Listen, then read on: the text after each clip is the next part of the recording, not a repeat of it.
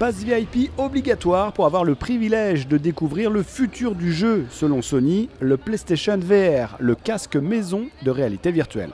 On est comme dans un autre univers et du coup après on revient dans l'univers normal et ça fait tout bizarre.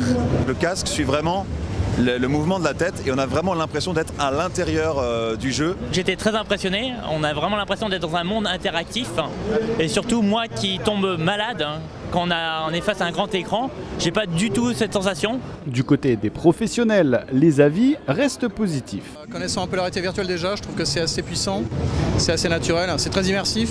C'est une certaine révolution parce qu'à un moment donné, ça apporte une nouvelle dimension aux jeux vidéo. Du coup, Sony en a fait bien sûr l'événement de sa conférence de présentation.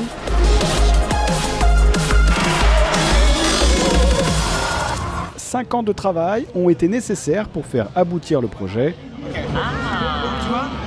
Aujourd'hui, la révolution est en marche, mais pas au point de ringardiser la fameuse manette. Bien qu'il y ait une révolution, ça n'empêche pas des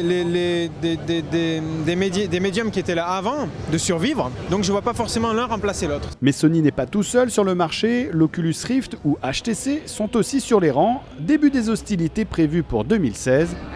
Continuez de fouiller dans les tiroirs. Certains joueurs vont devenir fous.